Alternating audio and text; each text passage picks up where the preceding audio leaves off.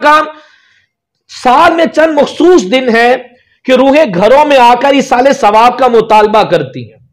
اگر انہیں ایصال ثواب نہ کیا جائے تو وہ غمگین پریشان پلٹ جاتی ہیں. تو کچھ نہ کچھ اپنے جو آپ کے رشتے دار دنیا سے چلے گئے ہیں ان کے لیے ایصال ثواب کریں. بھلے ایک مرتبہ سورہ اخلاص پڑھ کر ایصال ثواب کر دیں، لیکن کچھ نہ کچھ انہیں ایصال ثواب ضرور کریں. دو مسلمانوں کی قبریں ساتھ ساتھ ہوتی ہیں.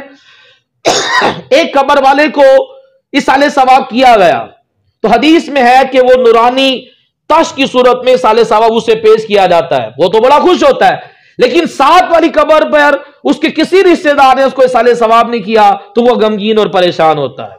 تو ایک تو یہ کہ ایصال ثواب کریں، صدقہ خیرات کریں جو آپ کے رشتے دار دنیا سے چلے گئے ہیں. قبرستان جانا سنت مبارکہ ہے.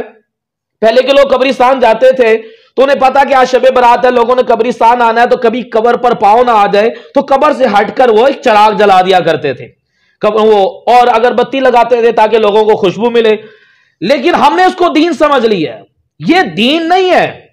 اب کوئی ضرورت نہیں ہے چراغ جلانے کی. چراغ اس لیے جلایا جاتا تھا کہ لوگوں کو قبرستان میں چلنے کے لیے راستہ کے لیے روشنی مل جائے.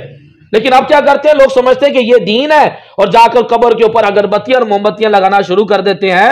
قبر کے اوپر اگربتی موم بتی چراغ جلانا سخت حرام گناہ کا کام ہے. اس سے میت کو تکلیف ہوتی ہے.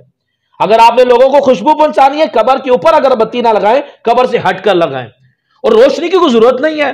اب تو قبرستان میں لائٹیں بھی لگی، ہر ایک کے پاس موبائل ہے، ٹارچ ہے، اپنی روشنی میں وہ قبرستان میں چلا جائے گا.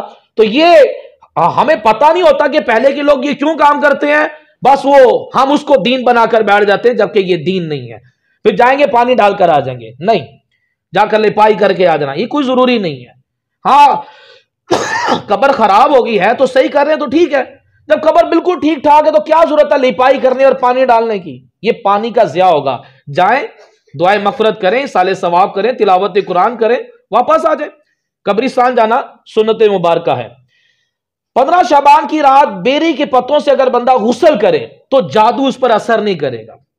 یہ چیزیں لازم نہیں ہیں، اگر آپ کر لیں گے تو بہتر ہے. کوئی یہ نہ سمجھ لے کہ 15 شعبان کی رات بیری کے پتوں سے غسل کرنا لازم ہو گیا. ایک فضیلت بتائی گئی ہے کہ اگر آپ بیری کے پتے ڈال کر اس کو پانی گرم کر اسے غسل کر لیں گے تو پھر جادو جو ہے وہ اثر نہیں کرے گا. تو یہ چند کام ہیں جو 15 شعبان کو بندے کو کر لینے چاہیے تاکہ اس رات کی برکتیں حاصل کرے. ہر سال کی طرح انشاءاللہ عز و جل ہم مغرب کے بعد کے 6 نفل بھی پڑھیں گے، سورہ یاسین کی تلاوت بھی ہوگی، اور پھر عشاء کی نماز کے بعد نعت خوانی کا سلسلہ، صلاۃ و تسبیح کی نماز بھی ہوگی، ذکر اور دعا، اور یہ جو بھی 14 نفل جو میں نے آپ کو بتائے ہیں یہ بھی انشاءاللہ پڑھائے جائیں گے. تو ضرور شرکت کیجیے گا. اللہ تبارک و تعالی ہمیں اس رات کی برکتیں حاصل کرنے کی توفیق عطا فرمائے.